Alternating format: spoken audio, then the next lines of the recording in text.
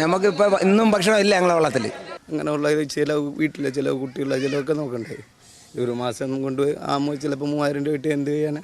വേവിക്കാൻ അതിൽ ഗ്യാസ് ഇല്ലാത്തതിൻ്റെ പറ്റിൽ അവർ വിശന്ന് തളർന്ന് അതിൽ മീനില്ലെങ്കിൽ അതേപോലെ തിരിച്ച് വരുമ്പോൾ തളർന്ന് കുഴഞ്ഞ് വരും. പ്രൈവറ്റായിട്ട് പോയാലും നമുക്ക് ഇത്രയും പൈസ കൊടുക്കണ്ടേന്ന് പറഞ്ഞുള്ളൊരു പേടിയിൽ തന്നെ കൈകാര്യം ചെയ്യും.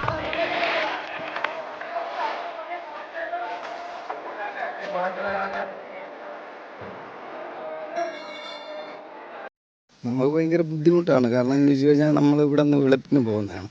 തിരിച്ചു വന്ന് കയറുമ്പോഴത്തേക്ക് 6 മണി 7 മണിയൊക്കെ ആവും ചിലപ്പം. അപ്പം ഈ നമ്മൾ കടയിൽ യൂസ് ചെയ്യുന്ന ഗ്യാസാണ് ഏറ്റവും കൂടുതൽ നമ്മൾ മേടിക്കുന്നത്. 3000 രൂപയൊക്കെ ആവും.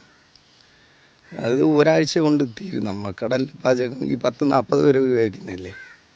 അപ്പോൾ പിന്നെ അത് കഴിഞ്ഞാൽ പിന്നെ കിട്ടാൻ ഭയങ്കര ബുദ്ധിമുട്ടാണ്. ഇപ്പോൾ നമ്മൾ നിലവിൽ കേൾക്കുമ്പോഴാണ് കുടിക്കണം, കടയിൽ നിന്ന് വാങ്ങിക്കേണ്ടി പോകണം. അല്ല, ഗ്യാസ് ഇട്ട് വയ്ക്കാൻ കിട്ടില്ല, ഗ്യാസില്ല. ഭയങ്കര നഷ്ടമാണ്. കാരണം നമ്മൾ കറണ്ട് ബില്ല് അങ്ങനെയുള്ള ചില വീട്ടിലെ ചില കുട്ടികളെ ചിലവൊക്കെ നോക്കണ്ടേ. ഒരു മാസം കൊണ്ട് ആകുമ്പോൾ ചിലപ്പോൾ 3000 രൂപ കിട്ടി എന്ത് ചെയ്യാനാ. അത് ഭയങ്കര ബുദ്ധിമുട്ടാണ് ഗ്യാസ് ഇല്ലാത്തത്.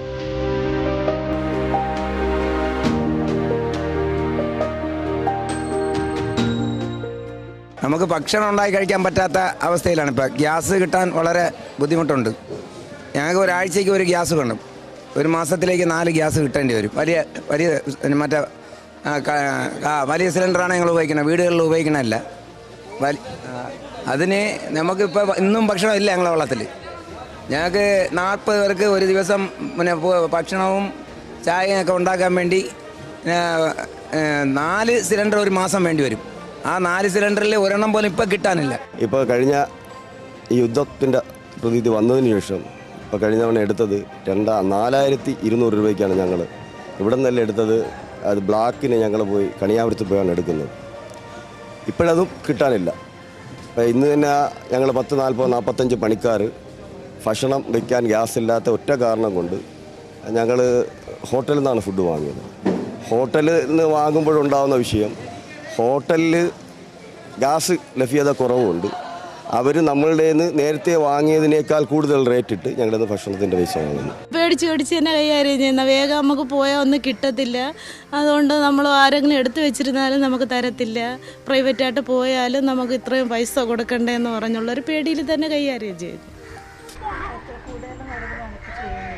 വിറവിൽ തന്നെ അരി വേവിക്കുന്ന ഒരുപാട് കാര്യങ്ങളൊക്കെ വിറവിലും ചെയ്യും. എന്നാലും ഒരു ഗ്യാസ് ഉണ്ടെന്നുള്ളൊരിതിൽ അടുപ്പിൽ അങ്ങ് വയ്ക്കും. ഇപ്പോഴും പ്രൈവറ്റായിട്ട് എടുക്കാനും കിട്ടുന്നില്ല അവർക്ക്. പക്ഷേ അവർ ആഹാരം രാവിലെ 4 മണിക്കൊക്കെ ഇറങ്ങിപ്പോയാൽ വരണ എത്ര സമയം, വൈകുന്നേരം ചിലപ്പോൾ വൈകുന്നേരം ആവും, അല്ലെങ്കിൽ ഒരു ഉച്ച കഴിയും. അവർ വേവിക്കാൻ അതിൽ ഗ്യാസ് ഇല്ലാത്തതിൻ്റെ പറ്റിൽ അവർ വിശന്ന് തളർന്ന് അതിൽ മീനില്ലെങ്കിൽ അതേപോലെ തിരിച്ച് വരുമ്പോൾ തളർന്ന് കുഴഞ്ഞ് വരും. പക്ഷേ ഗ്യാസ് ഉണ്ടെങ്കിൽ ചായ പോലും കുഞ്ഞുങ്ങൾക്ക് ഇട്ട് കൊടുക്കാൻ പറ്റാത്ത രീതിയിലാണ്. വിറവ് കിട്ടാനും ഇവിടെ ഇല്ല, ബുദ്ധിമുട്ട്. നമ്മൾ മഞ്ഞ് വിറവ് വാങ്ങിക്കണമെങ്കിൽ ഒരുപാട് പോകണം വിറവ് വാങ്ങിക്കണമെങ്കിൽ.